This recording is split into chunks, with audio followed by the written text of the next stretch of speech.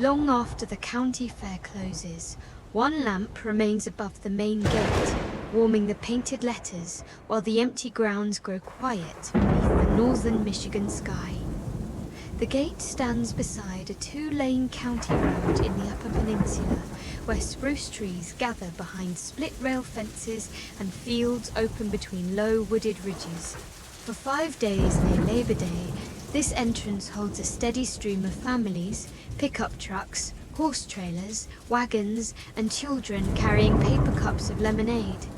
Tonight, the road is empty. The ticket windows are closed. A paper wristband rests beside the gravel, curled into a pale blue ring. Music from the midway has stopped, and the loudspeaker poles rise silently above the dark roofs. The fair is not abandoned. It is resting between the last public evening and the slower days of packing that follow. Beyond the gate, strings of bulbs remain lit along the central walk. Their light touches the exhibition hall, the dairy barn, the food pavilion, and the row of game booths near the grandstand. Other buildings have already gone dark. The poultry shed holds only clean cages and folded wire. The horse ring lies smooth beneath a thin layer of sawdust. The tractor field reaches toward a border of aspen, its grass pressed into wide, pale paths by tires. Nothing needs to happen before morning. There is no schedule left to follow. The grounds simply hold the shape of recent activity while evening air moves through them. Nora Bell sits in the small maintenance office beside the gate. She has cared for the fairgrounds through 11 seasons, from the first thaw in April to the first deep snow near Thanksgiving. During Fair Week, she repairs loose hinges, replaces light bulbs, finds extension cords, carries water, answers questions, and keeps a pencil behind one ear. Tonight, the pencil rests on her desk. Her radio is switched off. A mug of chamomile tea stands beside a ring of brass keys, and a square window frames the glowing gate outside. The office smells of cedar shavings, warm dust, and the faint peppermint scent of hand soap. A box fan turns slowly on a filing cabinet, moving cool air without making papers lift. Nora wears dark work pants, a grey sweatshirt, and a green canvas vest with deep pockets. Her boots rest flat on the linoleum floor. She does not rise when the minute hand reaches the top of the clock. Time is only a feature of the wall now. Another round object beside the smoke detector and the framed fair poster. The public day has ended. The cleaning crew has gone home. The carnival workers remain in their trailers beyond the midway, where a few windows glow behind curtains. Nora's final walk can begin whenever the tea has cooled enough to finish. Outside, a breeze brings the smell of pine, trampled grass, and sugar left on the boards of the food pavilion. The temperature is gentle, but summer warmth no longer remains after sunset. It slips away quickly in September. Nora holds the mug with both hands and feels the heat gathering in her fingers. Through the window, moths move around the gate lamp. Each one enters the light, becomes briefly white, and returns to darkness.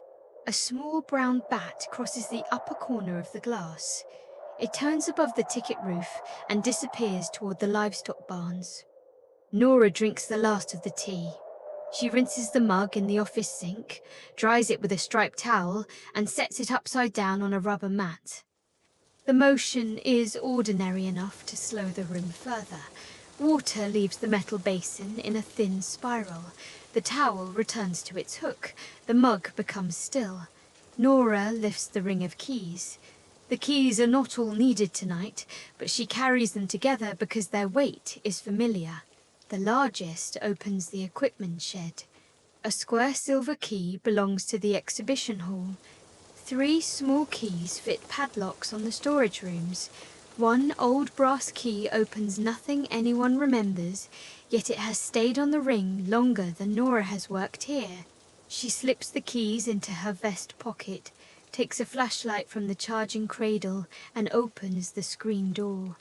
The spring makes a gentle stretching sound. cool air touches her face. The screen door closes behind her and settles against its frame without a slam.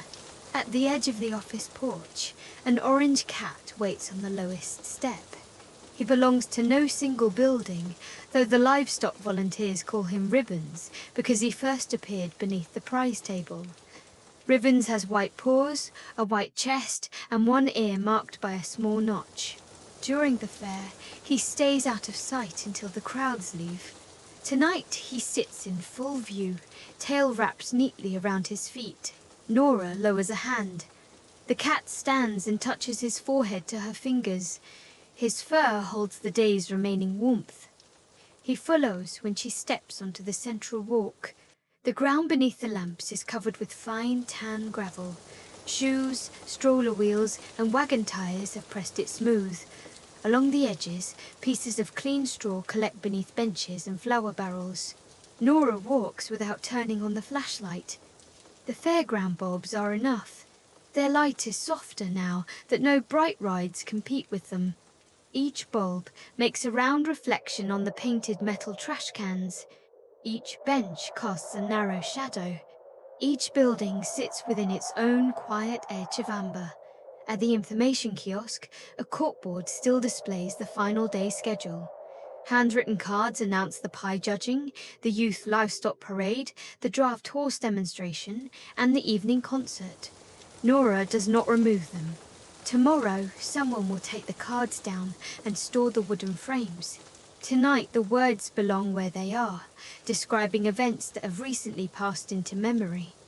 Beneath the schedule, a shallow basket holds 3 lost items. A red child's mitten waits beside a pair of reading glasses and a plastic hair clip shaped like a yellow flower. The mitten is too warm for the season, perhaps carried by habit from the bottom of a car. Nora straightens it beside the glasses. The yellow flower catches light at its center. Ribbons jumps onto the kiosk counter and smells the edge of the basket, then turns away. Nothing there belongs to a cat. Farther along the walk, the exhibition hall stands with both front doors propped open. Warm air inside carries the scents of beeswax, wool, apples, and paper. A row of prize ribbons hangs in the doorway, blue, red, white, and green. They move in the breeze with a soft cloth sound. Nora pauses beneath them. Behind her, the gate lamp glows above the county road. Ahead, the long hall holds quilts, jars, carved wood, photographs, vegetables, and flowers under wide white shades. The exhibits no longer wait to be judged. The ribbons have already been placed. Visitors have already admired the tallest sunflower, the smoothest pumpkin, and the careful rows of preserves. What remains is the quieter version of the room when each object can rest without being observed. Nora steps inside, and Ribbons passes beneath the lowest hanging ribbon without touching it. The exhibition hall is the oldest building on the grounds, a timber structure with a high roof and windows that tilt inward from the bottom. During the afternoon, it grows warm enough for box fans in every corner. Now the fans are off, and the open windows admit cooler air from the fields. The building holds the day's warmth in its wooden floor. Nora feels it through her boots as she follows the center aisle. Ribbons walks along the edge of a display table, placing each white paw carefully between jars. The first section contains preserves. Clear glass holds cherries, green beans, tomato sauce, pickled beets, peach halves, blueberry jam, and amber maple syrup. White labels sit beneath every jar.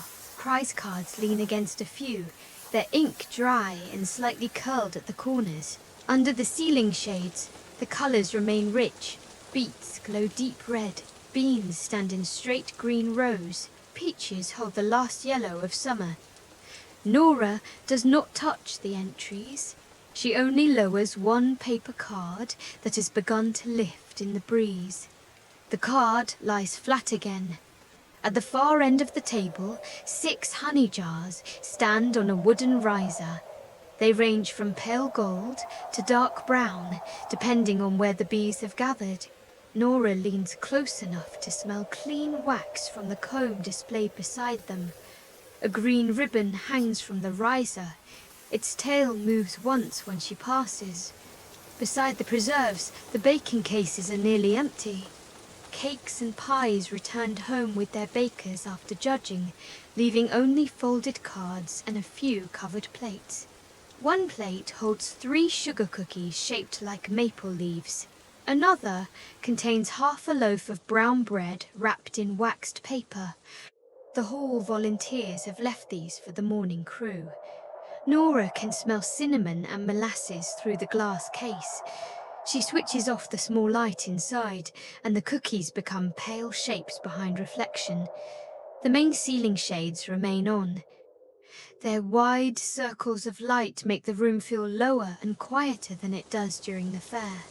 Along the next wall, quilts hang from wooden rods. Their patterns are familiar without being simple. Blue stars spread across white cloth. Red squares meet green triangles. A field of small yellow pieces surrounds a dark center. One quilt uses worn denim from work shirts and jeans, each patch softened before it was sewn. Nora stops beside it and touches the wooden rod, not the cloth. She knows the maker, an older woman who lives near the iron mine road and attends the fair every year with her daughters. The blue ribbon is pinned to the quilt's label. It hangs still because this part of the hall receives no breeze. Ribbon sits below, looking upward at the dangling tails. Nora places one finger lightly against his shoulder. The cat settles, and the ribbon remains untested. A row of knitted mittens fills the next case. There are striped mittens, plain mittens, and small red pairs attached by cords.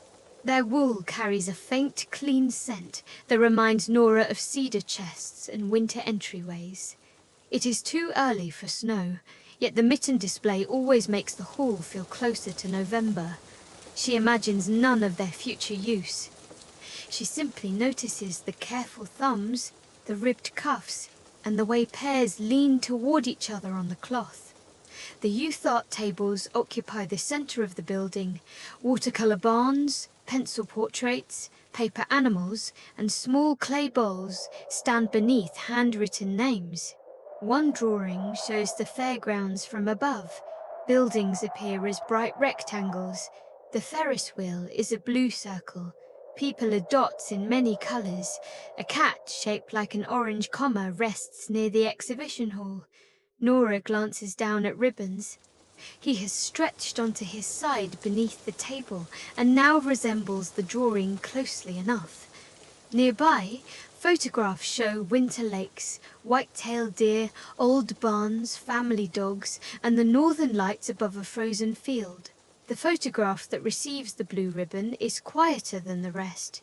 It shows an empty roadside mailbox after fresh snow, its red flag lowered and its curved roof holding a smooth white cap. Nora looks at it for a while. The image has no visible road, house, or person. Only the mailbox and snow remain beneath a lavender sky. The photographer's name is written in careful block letters. Nora moves on without deciding why the picture stays with her. Vegetables occupy the final tables. Pumpkins rest on straw pads. Long carrots lie in groups with their leafy tops removed. Potatoes fill shallow baskets, their skins still carrying a little dry soil. A cabbage spreads broad blue-green leaves around its pale center. The tallest sunflower stands in a bucket at the end of the row, its head bowed slightly beneath the weight of seeds. A measuring ribbon remains fastened to the stem. The flower no longer faces the sun, but the ceiling shade gives its yellow petals a soft edge. Nora pours a little water into the bucket from a nearby pitcher. The water touches the metal bottom with a low, hollow sound. She places the pitcher back on its tray. A display of polished stones and carved wood waits beyond the flower. Small pieces of Upper Peninsula rock sit in labelled rows: red jasper, greenstone, quartz, and banded agate. Nora knows the names without reading them, yet she reads each label because the sequence is calming. A carved loon rests beside a wooden bowl. A small cedar box gives off a warm, dry fragrance when she lifts its lid half an inch. Inside, the box is empty and smoothly sanded. She lowers the lid until it meets the base without sound. At the back of the hall, a volunteer has left a kettle, paper cups, and a tin of tea on a sideboard. The kettle is unplugged. A bowl holds wrapped peppermints. Nora takes one, but does not open it. She places it in her vest pocket beside the keys, where the paper makes a small, crisp sound. Above the sideboard hangs a board listing past fair themes. Harvest Roads, Northern Lights, Home in the Pines, Hands and Hearth. The painted words reach back through decades, though every theme belongs equally to the empty hall tonight. Nora turns off the rear row of ceiling shades. Half the room enters shadow. The jars, quilts, and vegetables nearest the front remain warm beneath their lamps. The displays at the back soften into shapes and colours. Ribbons rises, stretches, and walks toward the doorway. Nora follows at the same pace. At the front, she turns off another row. Only the shades above the central aisle remain.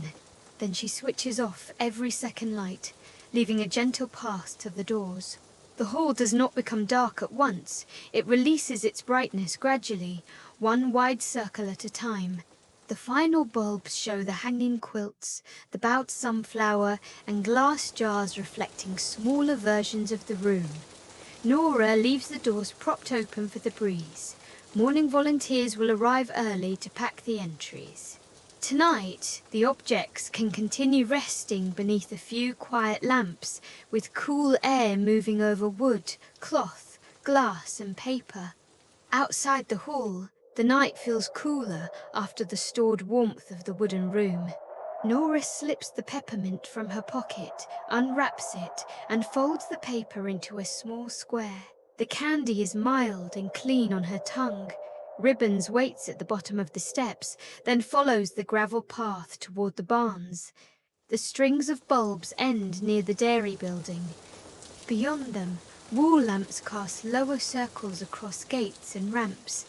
During the fair, this corner of the grounds carries the sounds of animals, wheelbarrows, buckets, voices, and the repeated opening of stall doors.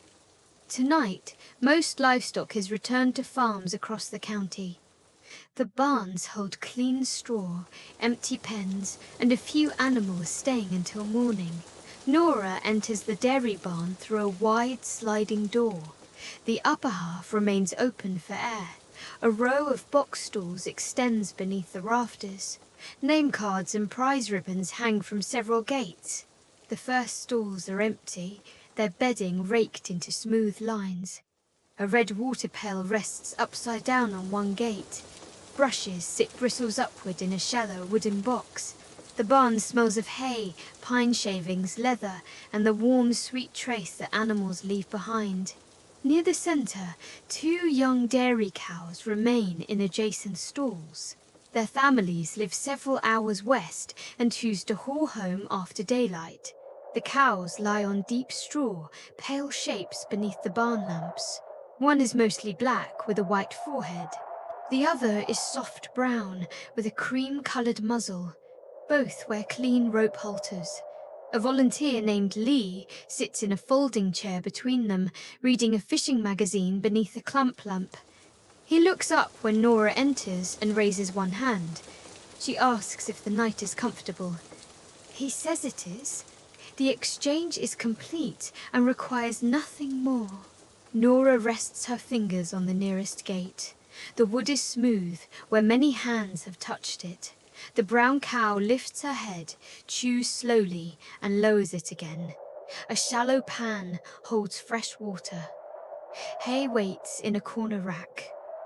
The clamp lamp shines on Lee's open page, showing a blue river and someone holding a silver fish. Ribbon stops outside the stall, respectful of animals larger than himself. He sits beside a sack of feed and washes one white paw. Nora moves down the aisle. In the final occupied pen, 3 rabbits remain in separate wire enclosures, each with a water bottle, hay, and a wooden resting board. Their colours are grey, white, and cinnamon. The grey rabbit sits with ears upright. The white rabbit has tucked its feet beneath its body. The cinnamon rabbit eats hay 1 strand at a time. Nora checks the room thermometer and sees the needle resting near the centre. She lowers a canvas shade over the eastern window, reducing light from the path. The rabbits remain in the gentle glow of a night bulb. Their shadows are small and soft on the wall. Beyond the dairy barn stands the horse barn, nearly empty now. Its centre aisle is wider and covered with packed earth. A few tack trunks remain beneath shelves. Saddle pads hang from rails, dry and neatly brushed. At the far end, a draft horse named Cedar spends one more night in a corner stall. He is a broad chestnut gelding with a pale mane and feathered hair around his hooves. His owner sleeps in a camper behind the barn. Cedar stands with one hind leg resting and his head over the half door. Nora approaches without speaking. He lowers his muzzle toward her vest pocket, where only keys and folded candy paper remain. She offers an open hand. Warm breath crosses her palm. The horse smells of clean leather, hay, and the faint mineral scent of dust. Nora strokes the flat place between his eyes. The hair there is short and velvety. Cedar blinks, then returns to his hay. The stall beside him contains an empty harness rack. Wide leather collars curve over polished pegs. Brass fittings catch the barn light. During the draft horse demonstration, these pieces connect patient animals to wagons and stone boats. At rest, they are only leather shapes holding the memory of shoulders. Nora runs a cloth over one brass ring, removing a pale mark. The ring shines without becoming bright. In the livestock wash area, hoses are coiled against the wall. Rubber mats remain damp near the drain. Nora turns one faucet until a final drop falls, then leaves it settled. A row of blue ribbons hangs from a clip line to dry after being splashed. Their paper centres are slightly wavy. Their satin tails point downward. She does not move them. Cool air from the open door passes through, and the ribbons turn a fraction toward the aisle. Behind the horse barn, the sheep and goat building is already dark. Nora opens the side door and lifts her flashlight, using its lowest setting. Empty pens appear in a narrow grey beam. Feed pans are stacked near a post. Chalk numbers remain on small blackboards. A broom leans beside a bale of straw. The room smells drier than the dairy barn, with more linoleum and cedar. Ribbons enters and becomes an orange shape at the edge of the light. He moves between pens with quiet confidence. Nora follows the centre aisle, checking only what her eyes naturally meet. A latch rests flat. A window stands open the width of a hand. A paper cup lies beneath a bench. She picks up the cup and places it in the bin near the door. Then she turns off the flashlight. Moonlight enters through roof vents and draws pale bars across the floor. The cat crosses one bar and disappears into shadow, then reappears in the next. Nora waits near the doorway until he comes out. The barn needs no further light. Its empty pens, stacked pans, chalkboards, and folded gates can remain exactly as they are. Outside, a breeze moves through the aspen behind the tractor field. Their leaves make a dry flutter, unlike the heavier sound of maple or spruce. The barn roofs answer with faint metal ticks as they release the day's warmth. Nora stands between buildings and listens without counting. One roof settles, then another. The sounds grow farther apart as the temperature falls. In the dairy barn, a cow shifts in straw. In the horse barn, Cedar draws hay from the rack. In the open lane, Ribbons walks toward the midway, where the Ferris wheel rises above the dark booths without moving. The midway lies along a broad strip of packed grass between the food pavilion and the grandstand. During the afternoon, coloured signs, music, bells, engines, and voices overlap from one end to the other. Now, every ride is still. Most display lights are dark, though small safety lamps remain near steps and control boxes. Their red and amber glow forms a low border along the grass. The Ferris wheel stands at the centre, taller than the exhibition hall and every barn. Its passenger cars hang evenly around the rim, each one covered by a folded vinyl hood. The wheel turns no more than a few inches when the wind reaches it. Metal parts answer with a soft creak, then rest again. Nora walks beneath the entrance arch. A sign painted with clouds and stars hangs above the empty ticket booth. The booth window is closed, and a roll of paper tickets rests on the counter inside. Ribbons jumps onto the wooden step and looks through the glass at his reflection. The other orange cat in the window matches his movement. He lifts one paw. The reflection lifts one paw. Then he loses interest and continues toward the game booths.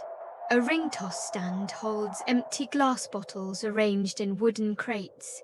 Canvas curtains cover most of the counter, but one corner remains folded back.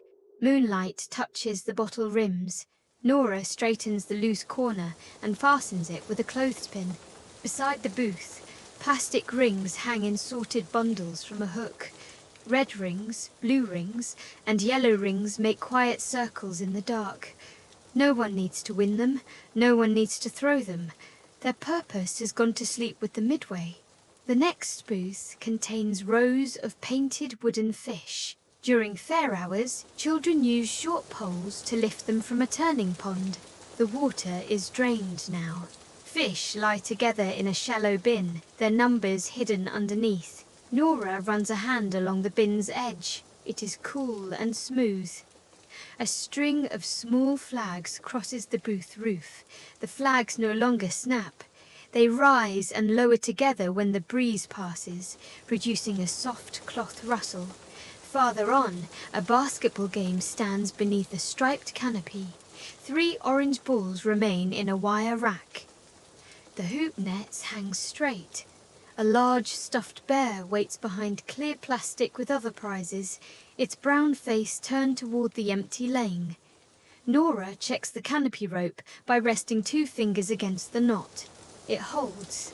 She leaves the bear, the balls, and the straight white nets within their quiet display.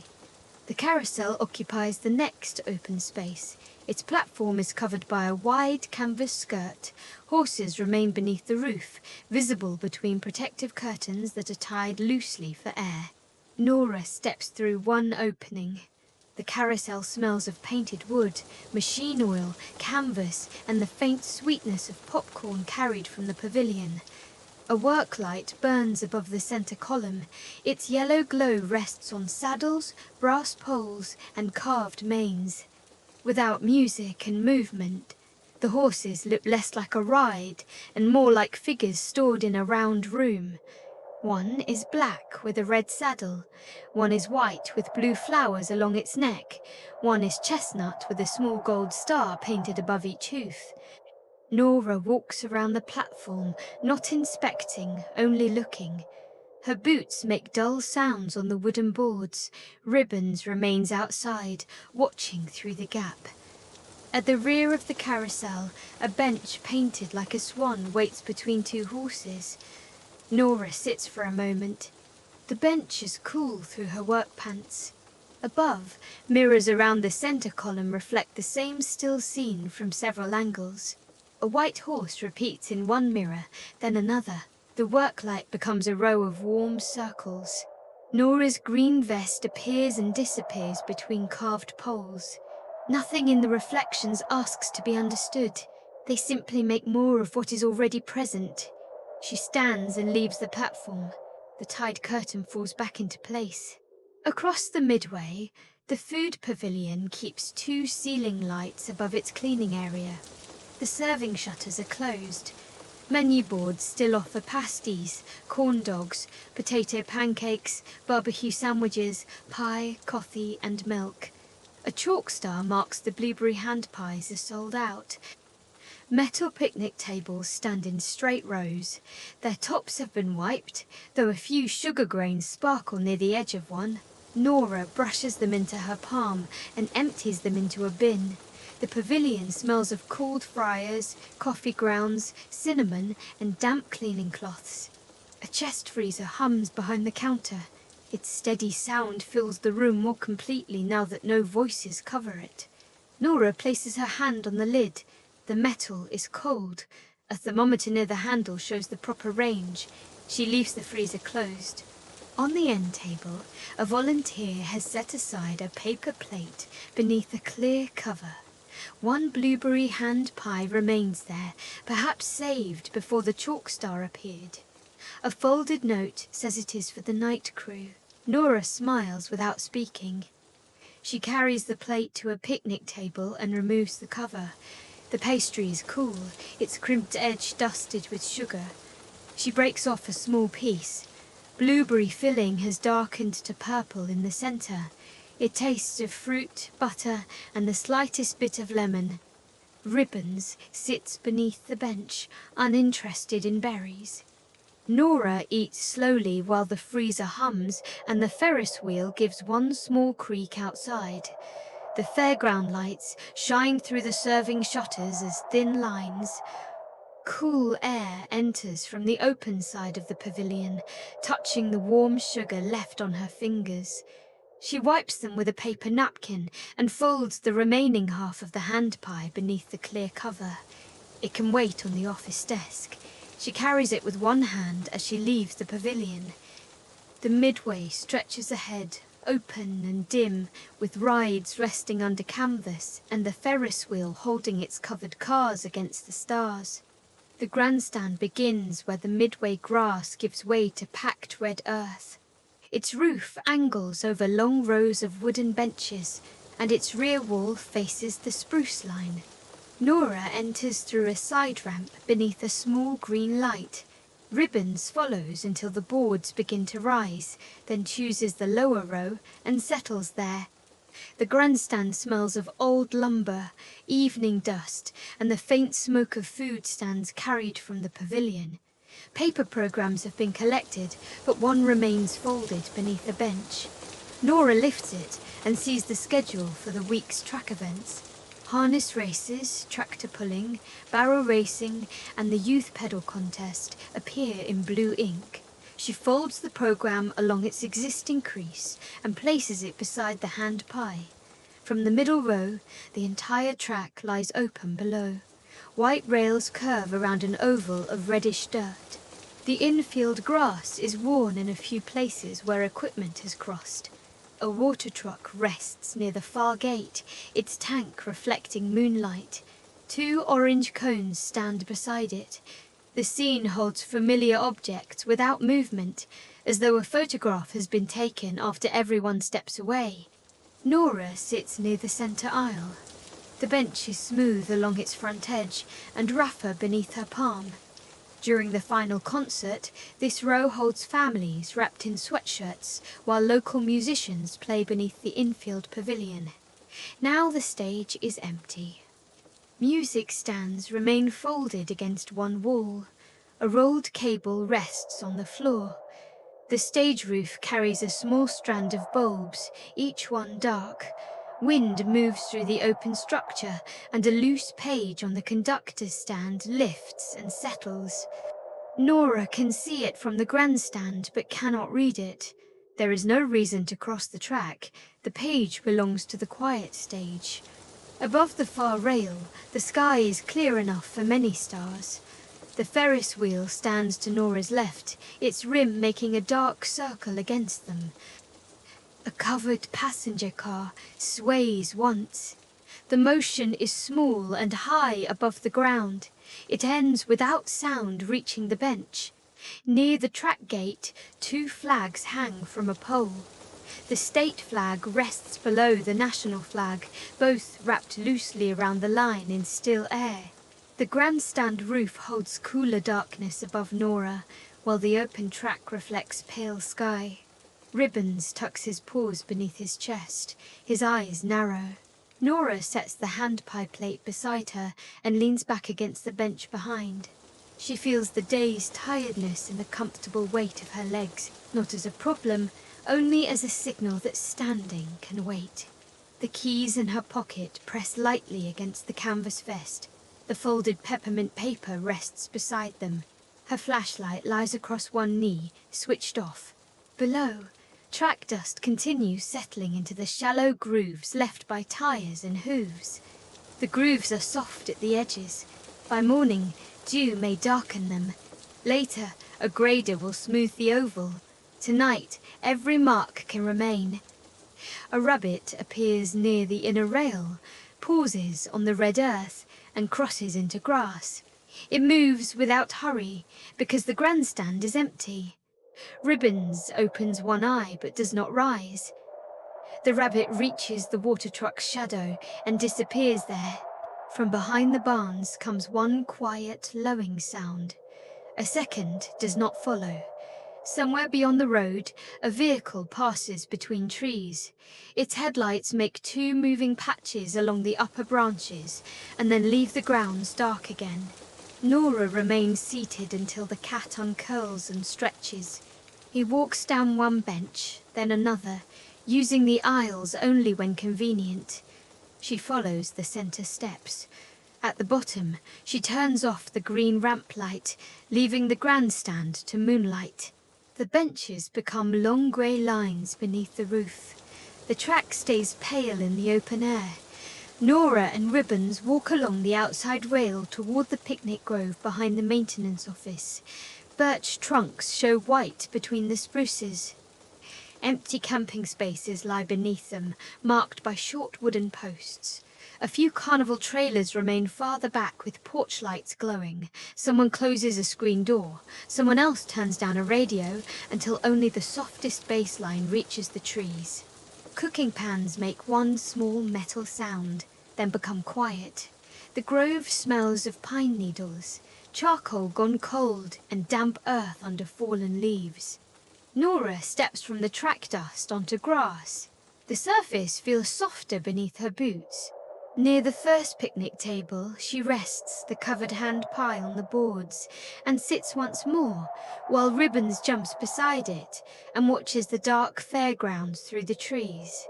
The picnic grove receives less light than the midway, and Nora's eyes take a few moments to notice its separate shapes. Tables stand beneath birch and spruce. A stone drinking fountain rests near the path. Short posts mark places where fair workers park campers during the week. The nearest sites are empty now, their grass flattened into clean rectangles. Farther back, 6 trailers remain, each with steps, outdoor rugs, and small porch lamps. Their curtains are drawn, voices have faded. Only a box fan continues behind one open window, making an even sound through the screen. Ribbons sits beside the covered plate. His tail moves along the table's edge, brushing a few grains of sand from the wood. Nora breaks another small piece from the hand pie. The blueberry center tastes cooler than before. She eats half, then covers the rest again. A white enamel cup hangs from a hook near the drinking fountain. Nora fills it, drinks, and pours the final water into the grass. The metal cup returns to its hook. A drop remains along the rim, holding a piece of moonlight before it falls. Near the grove entrance stands a community board covered with notices. The papers advertise a fall craft sale, a church supper, a volunteer trail day, and a firewood permit workshop. One card offers piano tuning across 3 counties. Another announces a missing grey glove found near the horse ring. The glove is not the red child's mitten waiting at the kiosk. Nora reads the notices slowly, even though she has seen all week. Their edges move in the cool breeze. Thumbtacks make small coloured dots at every corner. No notice requires attention tonight. The board merely keeps the county's future gatherings in one dry place beneath a cedar roof. Ribbons jumps down and follows a narrow trail behind the maintenance buildings. The trail passes the old schoolhouse used for demonstrations during the fair. Its white paint reflects the moon. Inside, rows of wooden desks face a slate board. A bell rope hangs near the door. Nora looks through one window without entering. Chalk words remain from an afternoon lesson about lumber camps and one-room schools. A globe sits on the teacher's desk. Its ocean appears grey in the dark. 2 lunch pails rest on a display shelf, one metal and one covered in red plaid cloth. A wood stove stands cold in the corner. The room has been arranged to resemble an earlier county classroom, but nothing about it feels distant tonight. Desks, books, chalk, and windows remain ordinary companions to quiet. Nora leaves the schoolhouse door locked and walks toward the floriculture shed. This smaller building displays flowers, houseplants, and garden arrangements during the fair. Most entries have gone home, but volunteers leave several hardy plants until morning. Through the open upper door, Nora sees pots of coleus, geraniums, ferns, and small cacti. Their leaves form soft layers under a single fluorescent strip. A silver watering can rests beside the sink. Nora enters and touches the soil in 3 pots. It remains moist. The room smells of damp potting mix, green stems, and old wooden shelves. A red geranium has dropped 2 petals onto the table. Nora lifts them and places them near the edge of the pot. Their colour stays vivid under the cool light. Ribbons walks beneath the shelves, stopping where a fern touches his back. The frond bends and rises again. Nora switches off half the fluorescent strip, leaving only the lamp above the plants. Shadows deepen between leaves. The cacti hold narrow outlines. The ferns become broad green shapes. The geranium remains red. The shed door stays open for air. From there, Nora enters the rear maintenance yard. Utility carts stand in a row beneath the roof. Brooms, rakes, shovels, and folding signs hang on a long wall. A blue wheelbarrow rests upside down. Coiled extension cords occupy labelled pegs, orange beside orange, green beside green. The order is simple and already complete. Nora places one broom against a lower hook after finding it beside the path. Its straw head touches the wall. Nothing else needs moving. In the equipment shed, a compact tractor sits with its bucket lowered. A road grader waits beside it. Both machines are dusty from the track, their tires holding red soil in deep treads. Nora turns on the first ceiling lamp. Light travels across metal hoods, mirrors, and glass. The machines appear large inside the narrow building, but they carry no urgency. Their engines are cool. Their seats are empty. A rag lies folded on the tractor step. Nora lifts it, feels the slight stiffness of dried dust, and places it in the laundry pail. She opens a cabinet and takes out a clean rag. It rests on the same step, ready for whatever morning brings. Ribbons circles a tire and leaves one small paw mark in the dust. Nora does not wipe it away. She closes the cabinet and turns off the lamp. Moonlight through the upper window keeps the tractor's outline visible. Returning to the central walk, Nora finds the fairgrounds darker than before. The exhibition hall now holds only its aisle lamps. The livestock barns show small night bulbs. The grandstand has disappeared beneath its roof. The midway safety lights remain low, and the Ferris wheel is a black circle among stars. She walks to the main electrical panel beside the information kiosk. 4 rows of labelled switches fill the metal box. Nora turns off the string above the game booths. Coloured bulbs go dark together, leaving canvas roofs under moonlight. She turns off the pavilion ceiling lamps, but the freezer continues humming on its separate circuit. She lowers the midway entrance sign until only a small light remains above the steps. The grounds soften without becoming invisible. Gate, office, hall, barn, and path still have enough light. Ribbon sits near Nora's boots, while each switch changes the distance between warm places. The darkness between them widens. The stars above the track become clearer. Nora closes the panel cover and follows the central walk toward the office. Gravel makes a quiet, dry sound beneath every step.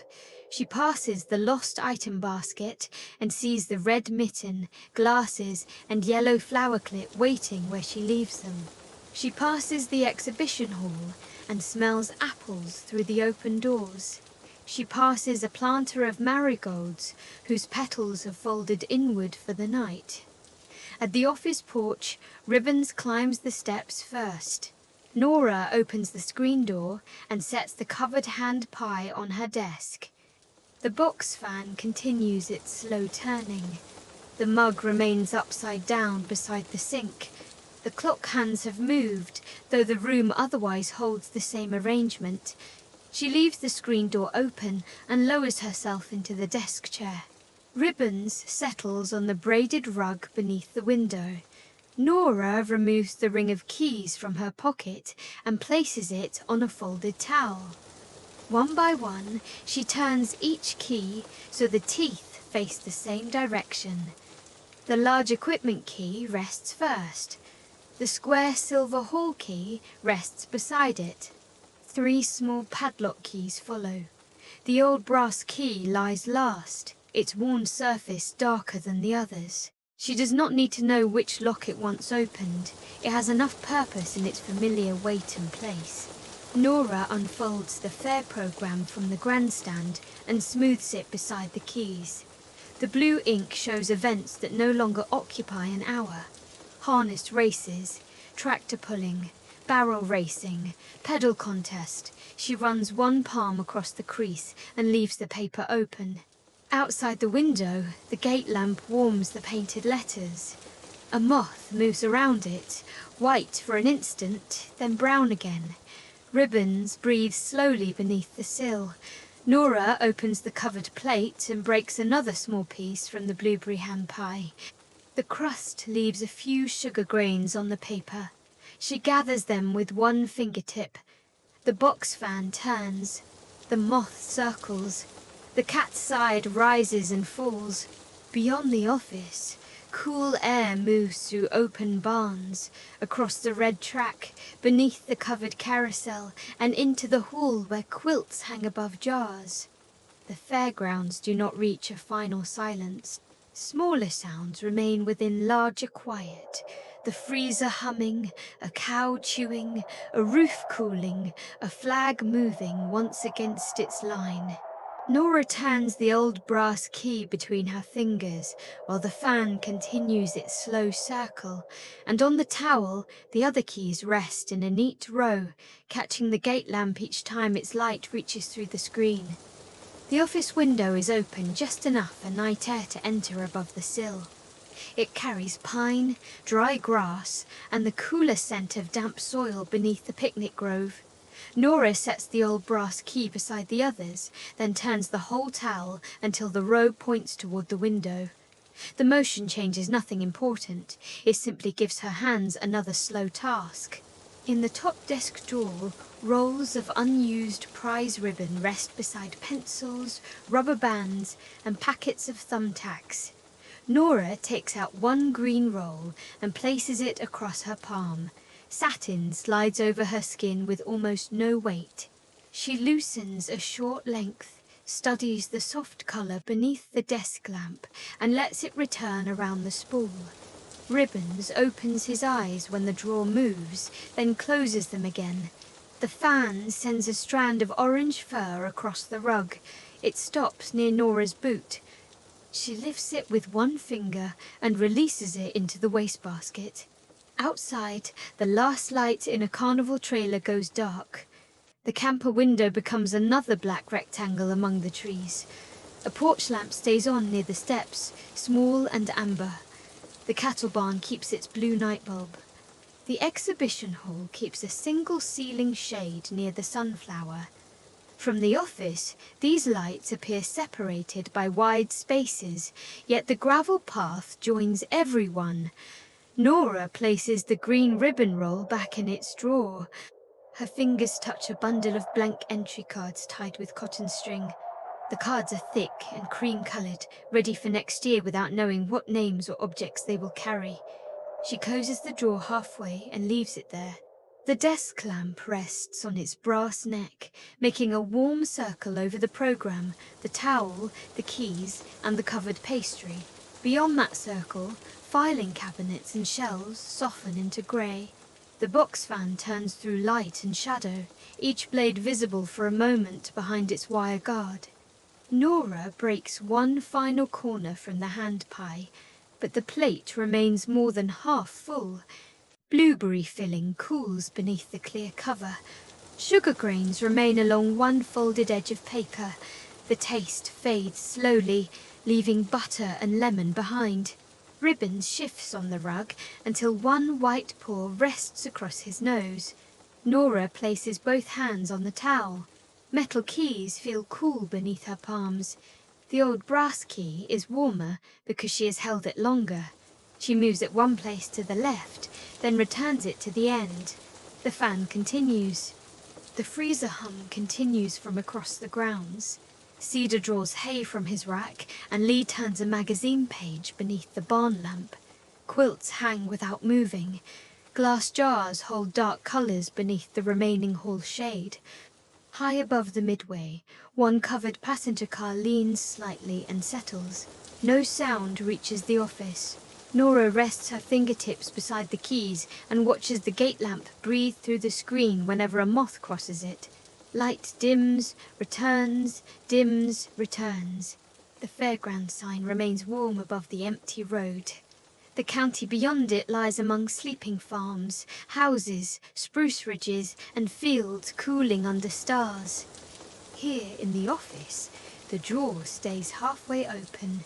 The green ribbon waits inside, the keys catch small pieces of amber, and the fan turns another slow circle while Nora leaves her hands resting on the towel.